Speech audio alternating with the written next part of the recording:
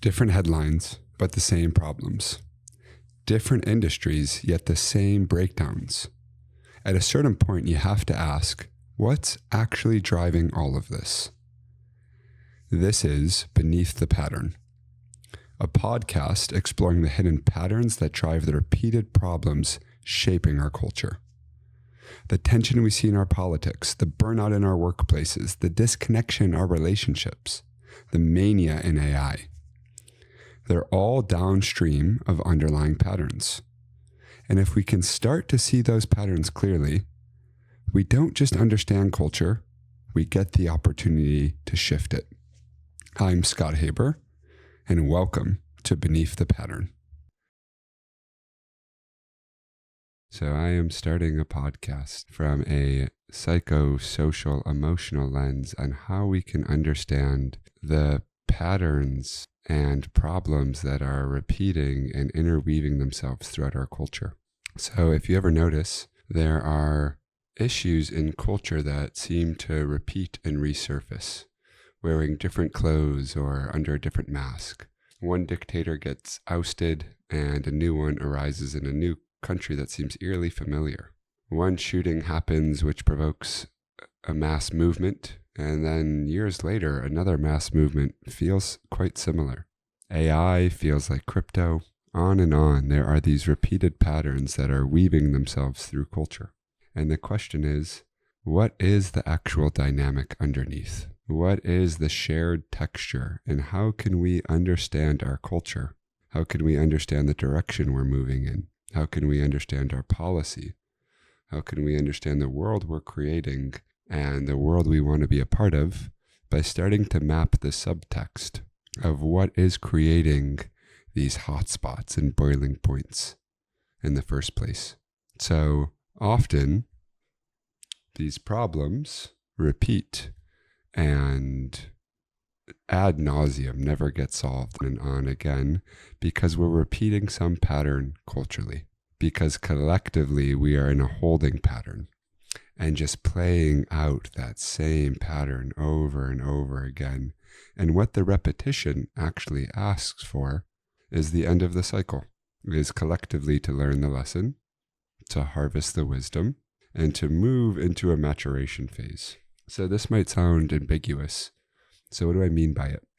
Well, in my day job, I'm an executive coach where I help people see through the patterns that are at the core of their lives. Whenever I see a pattern repeating in a client or in a company, it's always a sign that there is some internal architecture, some internal machinery that is looping or repeating itself. So take a company. If I see a company that's chronically overpromising and not delivering the value, it's usually a sign of what's the fear and the way they try and solve the problem.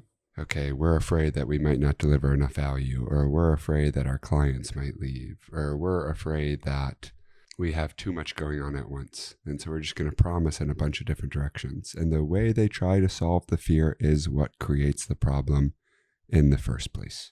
You can see this individually, where someone says, oh, I want a partner so badly. And you look at all these opportunities that have come into their lives and all the ways they're nitpicking every new suitor, every new potential mate. And you go, oh, what is it that is having them push this person away? How are they complicit in creating the problem they say they want to change? So as a culture, how do we scale these processes that happen in an individual's life or in a collective, in a company culture? How do we scale that up to understand what is happening as a culture? What do we see in the right versus left? What do we see in Israel-Palestine? What do we see in the AI hysteria? What do we see in the mental health epidemic? What do we see in the loneliness epidemic? What do we see in the recent ICE shootings? If we were to see them as patterns that are repeating, like textures that ripple through culture, that actually have an underlying subtext, a sort of collective emotional aggregation and expression, how can we understand them? You can say the sum total of the patterns that repeat in our culture are the sum total of our resisted emotions. So the actions that an individual repeats over and over that they're trying to change but they cannot change is just an expression of the resisted emotions, where they will continue to repeat the pattern over and over again, take the person looking for a mate, till they can feel the underlying emotion. That's why we repeat the pattern in the first place, because we are craving, it's crazy, but we are craving to feel the underlying emotion.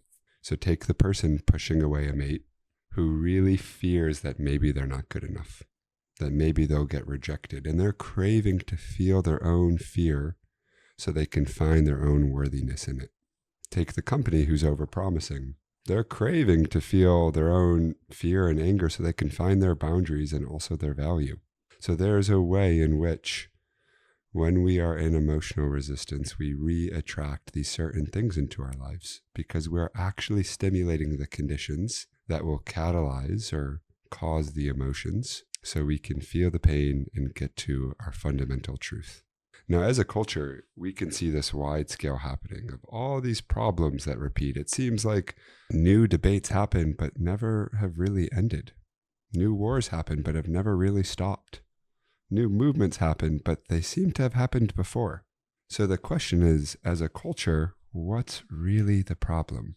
What's really happening underneath? There was a great line, I think it's at least quoted by Einstein, that says, you can't solve a problem with the same consciousness that has created it. You can't solve a problem with the same consciousness that has created it. A lot of how we're trying to solve our problems comes from the exact place that created the problem in the first place. So, take for example, war. We want to end war to go for peace, but the way we go about it is fighting. Take for example, ICE. We want to stop hatred and bigotry, but the way we go about it is in hatred and bigotry.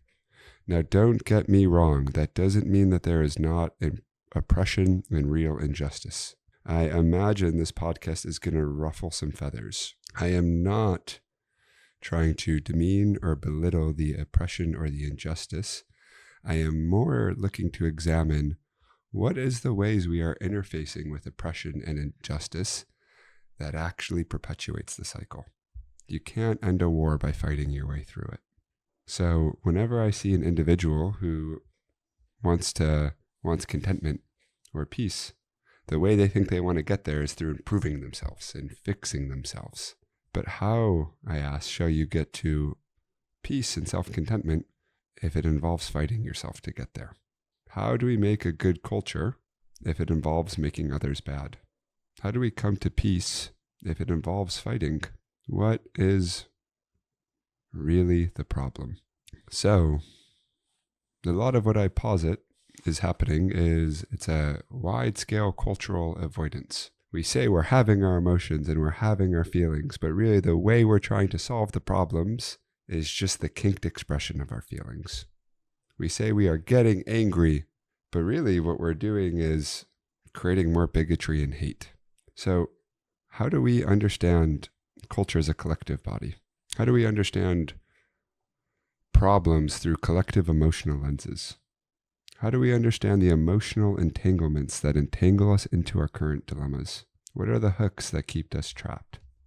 What are the hooks that keep us trapped?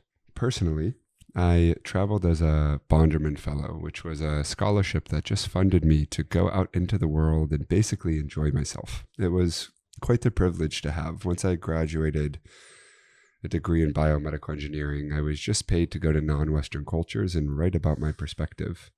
And so I got this sort of socio-anthropological lens for the world. Really what it gifted me was a sense of what actually interests me. And if I'm just casting my gaze upon the world without being told at or how to look at it or what to look for, where do I naturally drift? What are the intrinsic questions that make me me when I don't have extrinsic forcing functions? And so a lot of this podcast is an exploration of the questions that came from there.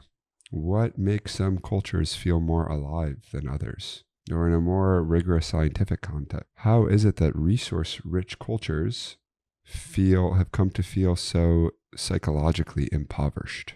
really it's a space to explore a lot of these questions and insights and answers that I came to through what came to be around 7 years of traveling, and to personally explore myself. What is my role in building the culture I want to be a part of? And how can I keep my heart open to the world? So for me, the first step towards connection, or dare I say love, is true understanding. I know I've solved a problem when I've understood it well.